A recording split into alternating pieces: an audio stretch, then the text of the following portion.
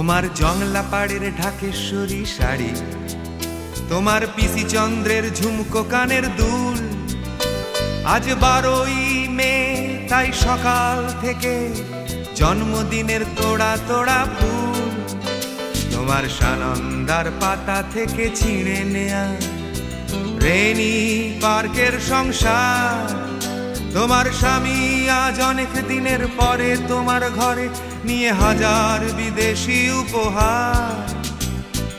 এই শুভ দিনে নানান কাজের ফাঁকে পড়ছে কি মনে তোমার?